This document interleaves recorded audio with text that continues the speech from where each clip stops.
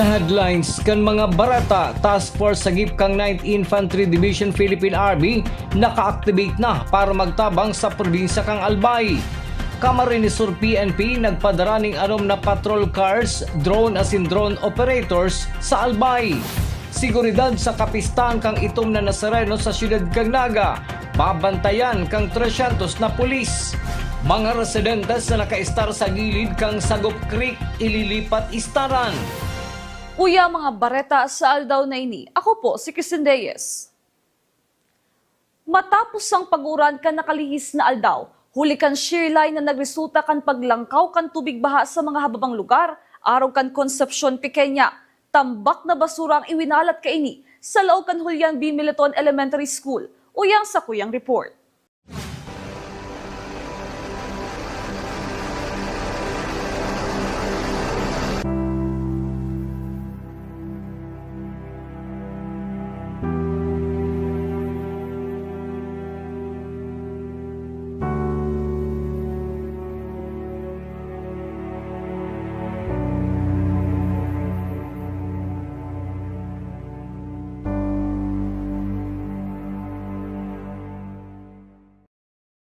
Ini ang tambak na basura sa agihan kan tubig sa laog kan Julian B. Militon Elementary School matapos ang pag-uran kan nakalihis na Lunes. Ngunyan, paluway-luway naman inda ining pinaglilinigan hulita darkulang basura ang yaon digdi. Susog kay Mr. Apollo Sebelio, principal ka nasabing eskwelahan. Haloy na nindang problema ang mga basurang hali sa luwas kan eskwelahan, alagad pinag-aatong pagmakusog ang tubig baha palaog sa saidang eskwelahan. Pig-irinot kaya ini yung aagyang kan mga aki, masecure si na laog man ning tubig na mga classroom. So pig-irinot ninda ang ang sa tuya kayang utility di sasaro and nakikiulay malang kita sa tuyang mga security guard na makatabang sa paglinig. And ngunyan ning mapun sa paglinig na duman sa kanal. Dahil man kita naghagad na ning tabang sa tuyang barangay, ang malinig talaga dyan, kami na ang malinig. Susog ki Solid Waste Management Office Head Engineer Joel Martin, ang pagiging bakong disiplinado sa pag-apunin basura ang nagkakausanin tambak asin maating kapalibutan. Kinakaipuan subuot na makanood sa pag-segregating basura, pag-apon sa tamang apunan, tanganing malikayan ang pagtaas kan tubig baha, araw kan pirming kamugtakan sa Julian B. Militon Elementary School. Matabang man ang SWMO na malinigan ang parte kan eskwelahan asin mahali ang mga darakulang basura, ini naman subuot ang i-schedule ninda. Kasugbayan si Mayor Lenny Igdi sa opisina. May mga bisita kami. Pinapaliwanag niya nga ano talaga si nangyari. Lalo-lalo na po dyan sa may Julian Militon Elementary School. Halawig na pong problema, pero ang pigihiling ni kaya bako sana siya sisimpleng kaya nagbabatas kabakban si eskwelahan sa si creek kundi si mga naka-star po ang pigiling si mga naka-star dyan na mga illegal settlers duman na nag-aapon yung basura dyan na ang garbage collection man masasakitan man talagang kolektahon yan. Dawa pa nga igwa kami ng crew na nagdidiklag ka mga drainages na. Nasasakitan man sinda na halion talaga si mga basura asin darahon po duman sa tamang lugar. Hiniling mi po si lugar. I-schedule mi naman po ito sa paghapon. Kasugma po kaya sinaka-schedule si dakulang subdivision Igdi sa Naga. Natipon man si basura ni daharaniman duman sa may MRF ninda sa may creek. Kaya ito na muna ininot mi mas dakol si mga piktuhan. And then siguro by tomorrow, hindi naman sa may Concepcion.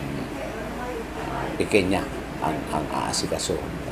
Ang basura ang saro sa problema kan syudad ni Naga asin saro sa tatawan importansya ngunya na taon para mabawasan ini urog nata nagdadakol ang bisita kan syudad. Para sa Janan TV 48 Naga, Cristina Alcanzar Reyes, Newsbreak. Sa kasumpay na bareta, 268 na tonelada ning basura ang nai-record kan Solid Waste Management Office na nahakot ninda kan nakaaging holiday season. Inasahan naman subot ninda ini, hulita dakulang bisita kan syudad.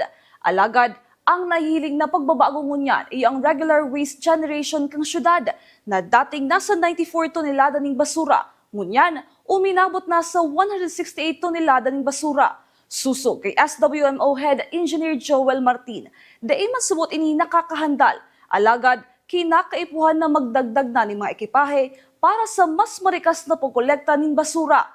Ang tabang man kan publiko sa paagi ng disiplina ang hagad kan Solid Waste Management Office. Isipon mo ma'am na dati 94 tons lang kita per day. Pero po si huring report sa kuya, after New Year, nasa 268 tons na kita. Of course, naiintindihan ta may season. Pero po ang regular waste generation kang naga is 168 na. Na kaipuhan po talaga, baka mo siyang alarming, pero kaipuhan po talaga na magdagdag kita ng mga resources. Lalong-lalo na po nagkaulay kami ni Merlin, na kaipuhan po may dagdag kitang bako na pong garbage truck, garbage compactor trucks, na dapat po yan kaya pigmamando kang Republic Act 9002 na dapat yun na po ang manera kang paghakot sa loob ng naga.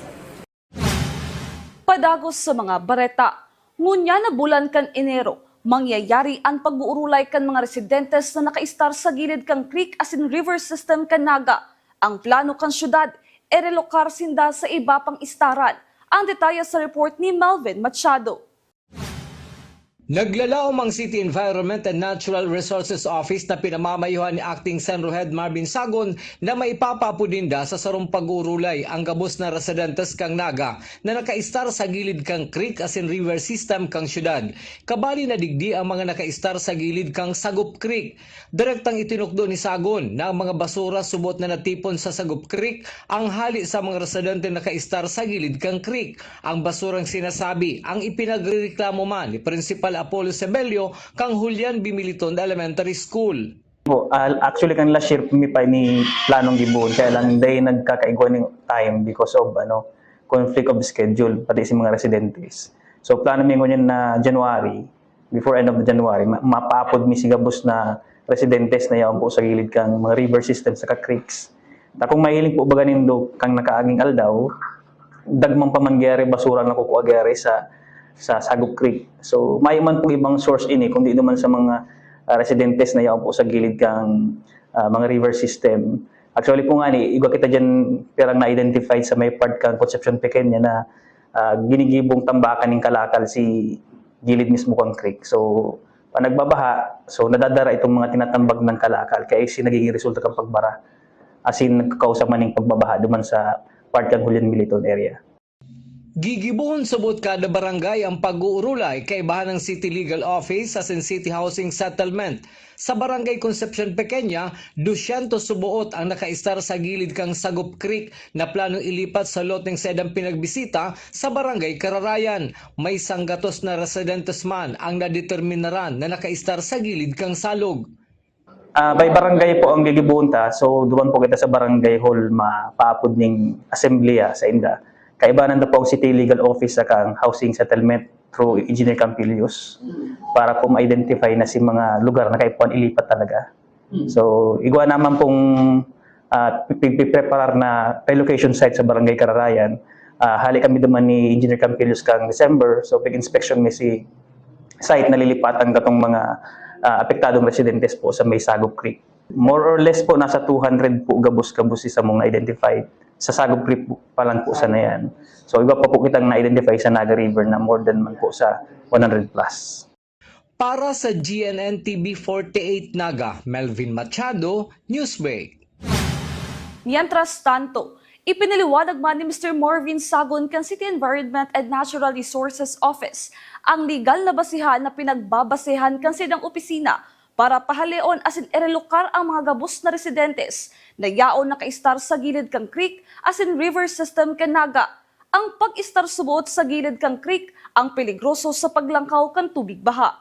Yaon po sa kung sinasabi naman sa ordinansa itong encroachment po naman sa easement. So bawal po kayo talaga ang pag-build up ng mga structures within the legal easement kang mga natural waterways. So iyan po si mga grounds ninda for violation po. Padagos sa mga bareta, Apara kan mga universidad asin kolehiyo sa Bicol na nag-uugma, hulita nakapasar sa bar exam ang saindang mga estudyante. Nag-uugma man ngunyan ang Camarines Sur Police Provincial Office matapos na duwas sa saindang personahe ang makapasar sa bar exam. Ang detalye sa report ni Melvin Machado. Nag-uugma ang Camarines Sur Police Provincial Office matapos makapasar sa bar examination si Attorney Police Staff Sergeant Elnor Ampongan asin Attorney Police Senior Master Sergeant Cherry Narceda na pareho nakadistino sa Provincial Command. Suzuki Police Colonel Virgilio Olale Jr., Provincial Director kang PNP Camarines Sur, tinaawanin danin magyan na schedule ang duwa para mapagian ang sa edang pagklase nin abogasiya. Nakiuli man subot ang mga ini na madistino sa PNP Provincial Command para maging harani sa saindang eskwelahan. Ay itong kampanahon na sinda nag-aadal pa, nakiulay man sa to na taon sinda ning medyo maluwag na duty and position, kaya yaon sinda sa tuyang opisina sa provincial headquarters para during after office hours ay harani sindang makapag-laog sa indang law school. Yao naman sa duwang abogada ang desisyon kung mapadago sa PNP o ma-private practice. Alagad kadaklan subod sa mga members kan PNP na nakakapasar sa abogasiya, nagahalat kan tamang edad asin panahon para magretiro sa serbisyo. Ayan na personal nila ng option yan kung gusto nila maglaog sa PNP legal service kasi in line man sa sendang tinapusan bilang mga bagong abogado o abogada. And option din nila kung mag-practice sa luwas bilang mga bagong lawyer. Pero usually sa Samuyang PNP, we opted to finish first our 20 years in service para makapag-retire, then pursue our legal career sa luwas.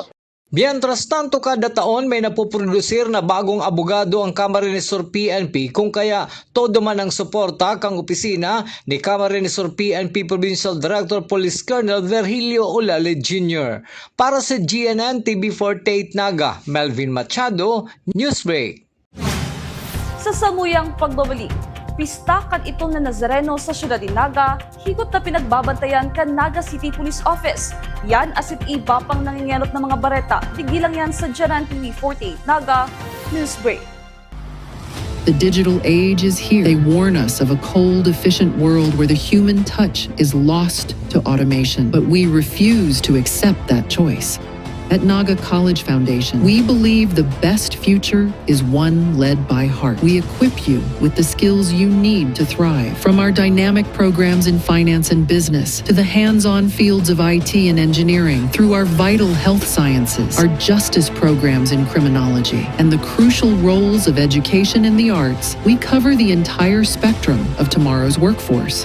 Here, you don't just become future ready, you become a worker with empathy, a leader who understands that technology must serve humanity. Choose the college that prepares you not just for the job, but for the world. The future is here at NCF. Enroll at Naga College Foundation. Let us build a brighter, kinder tomorrow.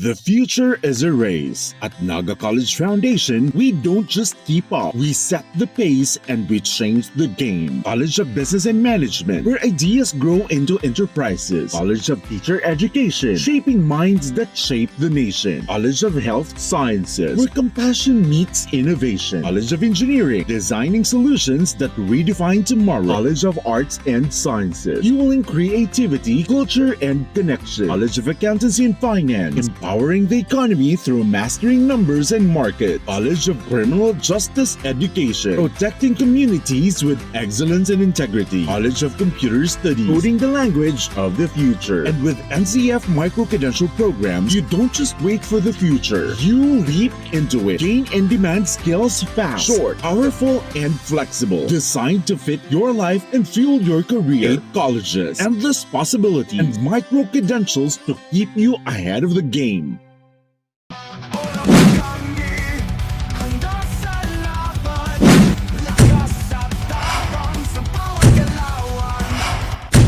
Ano, morag ka?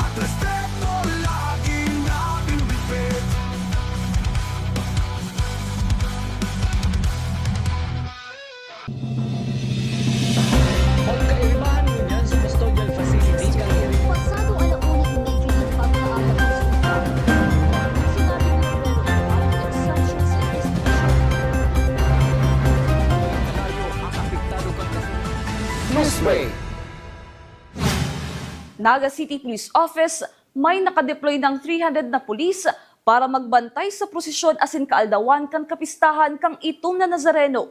Ang detalye sa report ni Cristina Valenzuela. Sa ika-37 na taon kang kapiyastahan kang Jesus na Nazareno, may security preparation na ang PNP Naga para sa mangyayaring prosesyon kang itom na Nazareno sa January 9 digdi sa syudad ng Naga. Sigun sa PNP, sobra sa 300 na mga personay kang pulis ang nakadeploy ngunya na aldaw hasta sa aga para magbantay sa nasabing aktibidad. Ang Naga City Police Office is nagkaigwa ng security preparation para sa celebration ng Black Nazarene. Magkakaigwa kita ng deployment ng base sa major events na kung saan ang Naga City Police Office is ma-deploy ng almost nasa 300 plus. Di ko masabi kung perang exact. Basta nasa 300 plus sa personnel para magbantay sa Naga City para tigdi sa event na ini para masiguro ta ng madalo digdi sa event na ini is maging safe and secure. Mantang may mga nagkakapirang agihan sa syudad kang Naga ang isa sarado, parte kan selebrasyon kang kapiyastahan kang Jesus na Nazareno. Sarado ngunyan ang kalabaan kang Tabuco Central School, pasiring Tabuco Bridge hasta sa matapos ang nasabing aktibidad. Alagad sa oras na iprosesyon ang imahen kan Jesus na Nazareno, temporaryong maimplementar ng road closure ang PNP Naga, katabang ang Public Safety Office sa mga aagihan kaini. Dangan pag nakalagpas na ang imahen, bubuksan tulos ang tinampo para makaagi na ang mga motorista. Ang mga road closure during the celebration, ang aram ko base duman sa pigpost kang Sepio is itong part kang Tabuco lang, itong from sa school, Tabuco Elementary School hanggang duman sa may bridge. Ito lang ang mas mako-close puon ngunya na hapon hanggang sa agang hapon. Matapos ang celebration kang Nazaran. Pero ang during the procession, during the procession, ang temporary mako-close pag-agi lang kang procession. Pero dai kita ma-close na araw kang dati na nagko-close kita as in totally close. So pag nag-agi si ma-procession, so mas stop lang itong pag-flow kang mga vehicle and pagkaagi, open lang. Para sa GNN TV 38 Naga, Cristina Valenzuela, Newsbreak. Mientras tanto, 7 may sadiri ng replika kan itom na Nazareno ang nagparehistro sa Holy Cross Parish ang nakatalaan mag-iba sa prosesyon ngunya na banggi para sa kapistahan kang itom na Nazareno. Antes ang prosesyon, magkakaigwa muna ng banal na misa sa Holy Cross Parish. Digdi naman kaipuhan ang tabang kan PNP as in Public Safety Office sa pagmanihar kan trapiko na aagihan kan prosesyon. Duwang newly identified individual ang naaresto sa drug buy-bust operation kang mga operatiba kay Naga City Police Office kasuudma sa Zone 4A Spillway Concepcion, Pequeña, Naga City. Nadakop kan Police Station 2 ang 45 years old na si Ayas Ryan matapos mabakalan ng pinagtutubo ng shabu kan mga operatiba ang suspect asin nakumpiskar padigdi ang 5 plastic sachet nin suspected shabu na may standard drug price na 20,400 pesos. Mantang sa sitio Bagong Sirang Zone 6, Barangay San Felipe, inabutan kan City Intelligence Unit asin kan Police Station No. 3 ang 23 years old na si Ayas Noel. Nakumpiskar mandigdi ang 5 pidasong plastic sachet nin subot shabu. Ang duwang suspect na naaresto ang nakakulungon niyan sa Police Station 2 asin Police Station 3 habang inaasikaso ang kasong isa sa angat sa inda. Hapon, nagkaigwa kita ng duwang drug buy-bust operation na kung saan ang Sarodigdio itong sa Police Station 2 sa Barangay Concepcion, Pequeña. Ang naarestar digdio sarong 45 anyos na taga Concepcion, Pequeña din na newly identified drug personality. So aside katong nabakal sa iya kahapon mga bandang alas 5 ning hapon, igwa pa sa iyang na-confiscate na or na-recover na 5 sachet ning suspected shabu. And also itong sa Police Station 3 din, igwa kitang another bypass operation na kinandak na kang CIU, kang Naga City, and ang na-confiscate din tigdiyo is also 5 sachet ning shabu na kung saan aside ini katong nabakal din sa iya. So ining duwang suspect sa drugs na nadakop is nasa kustodiya na ini kang Police Station 3 and Police Station 2. Sa ngunyan, ang kaso piniprepare na habang naghahalat katong patong result katong chemistry na hali sa forensic unit. Sa Banwaan kang Kamaligan, Camarines Sur, inaresto kan Kamaligan Municipal Police Station ang 50 years old na si Ayas Bong sa paagi ng anti-illegal drug buy-bust operation kasuudma. Nakumpiskar kay Ayas Bong ang sarong heat-sealed transparent plastic sachet na may laog subuot ng shabu. Sa ginibong body search sa suspect, sarupang sachet ang narecover sa iya na nagresulta sa pagkakaaresto kan suspect. Temporaryong nakakulungon yan sa Kamaligan MPS ang nasabing suspect para atubangon ang sa iyang kaso. Padagos sa mga bareta, naka-activate na ang Task Force Sagip kan 9th Infantry Division Philippine Army na nagtataong tabang ngunyan sa provincial government kan Albay asin mga banwaan na nakapalibot sa Bulkang Mayon. Nagtatabang naman ngunyan ang Task Force Sagip sa pag-ebakwar kan mga residentes. Higot man ang koordinasyon kan nasabing task force sa Office of the Civil Defense Bicol. Nakaalerto naman ang Humanitarian and Disaster Response Team kan 902nd Brigade as a 9th Emergency Response Company bilang paghanda sa pagputok kan Bulkan Mayon. Yantras tanto, preparado man anuman na oras ang Reactionary Standby Support Force kan PNP Camarines Sur na pwedeng i-deploy sa probinsya kan Albay. Susog kay Police Colonel Virgilio Olalia Jr. nakapagpadara na ang PNP Camarines Sur kasuudma ning 6 na patrol cars kaibanan ang 12 drivers para magtabang sa mga lokal na gobyerno duman sa Albay. Apwera kan patrol cars, may pinadara pang drone asin drone operators ang PNP Camarines Sur. Mayon, volcano sa Albay, kita po ay reserve banduman in the event na kaipuhan ng additional personnel. Ang Kamsang PPO po mapadara, ready. Naka-organize po kita ng reactionary reserve force intended para sa Mayon. And also, kahapon nagpadala kitang 6 na patrol car with 12 drivers para alternate drivers sila doon. And also, mayroon kitang 4 na drone with operators ang pinadarata na sa Albay kahapon pa. Padagos sa mga bareta, padagos man ang pagtaunin abiso asin pagirumdom kan Department of Health Bicol sa mga residentes sa probinsya kan Albay na maglikay sa duros na may darang abo hali sa Bulkan Mayon. Susog sa DOH Bicol ang volcanic smog o VOG sarong klase ng polusyon sa duros na kausa kan bulkan. Hindi pwede subuot magkausa ng irritation sa mata, halanuhan asin helang sa baga. Inabisuhan ang publiko na magsulot ng N95 mask o basa na tela sa dungo asin nguso. Dahil magrani sa permanent danger zone, isara ang pinto asin bintana asin mag-inom ng malinig na tubig. Sa iba pang bareta, Net Zero Ordinance as a National Net Zero Bill, panibagong pag-aadal kan Naga College Foundation Center for Research and Learning Development. Aramon niya to ang kumpletong detalye sa report ni Campus Correspondent Jonadel Ruby. Ang padagos na collaboration kan NCF Center for Research and Learning Development, Agraba Ventures, Deloitte, asin Japan International Cooperation Agency, ang mataunin magayon na benepisyo sa komunidad sa paagi kan toolkit launch kan Net Zero Ordinance and National Net Zero Bill. Ang sa indang inot na proseso, iyo ang pag-ibunin framework para sa Net Zero Policy kung saan makakatabang subuot ang research na ini.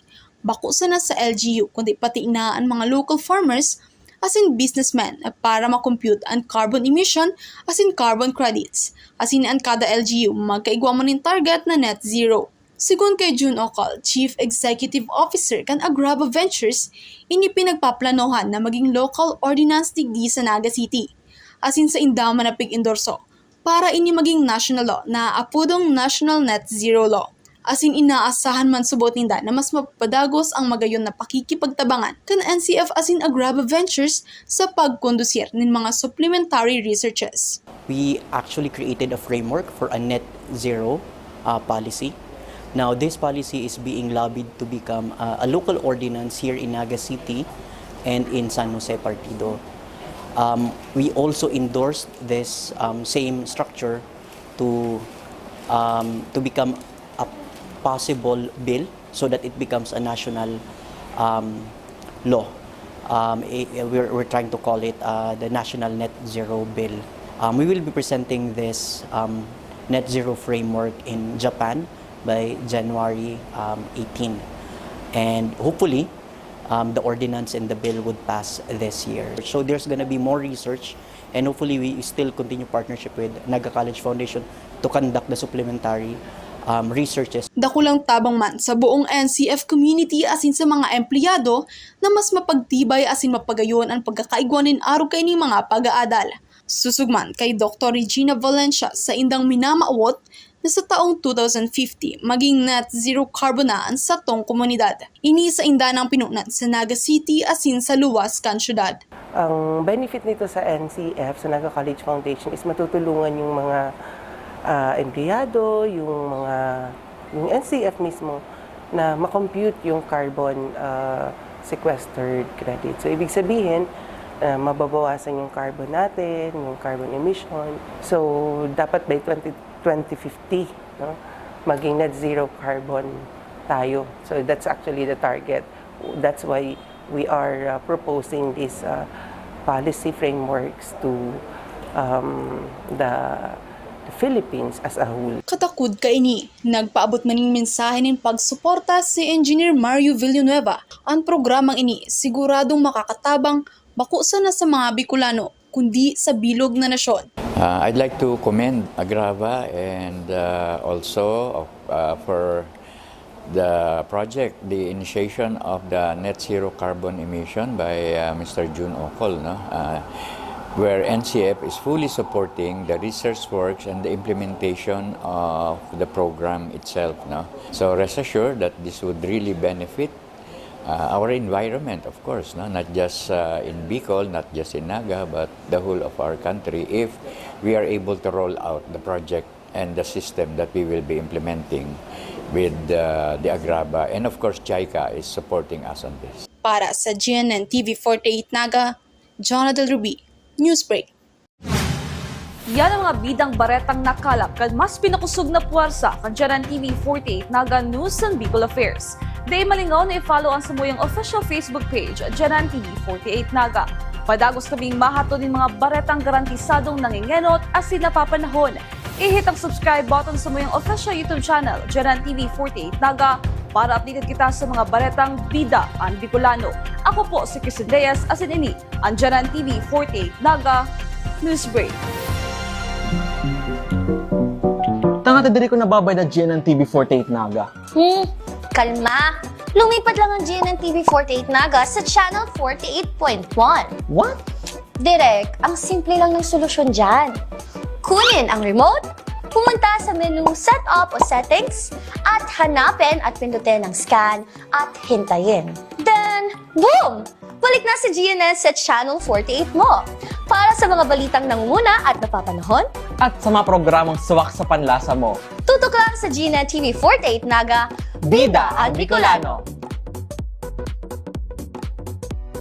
Be a champion, be a tiger today. NCF's the quest, let's lightning your way.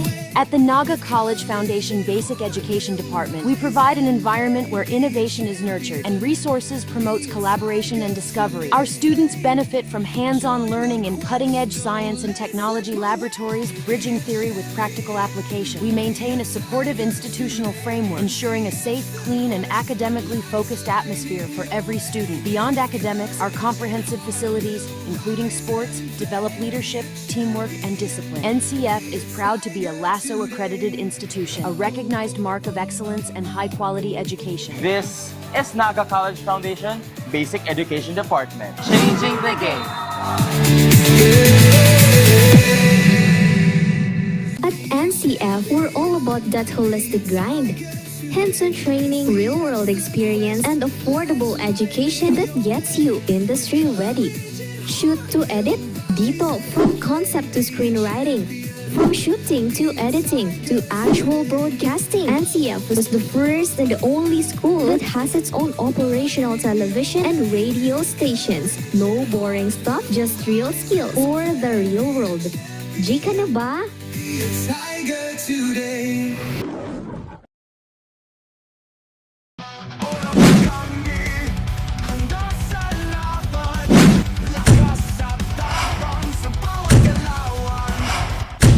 Ano, morag ka?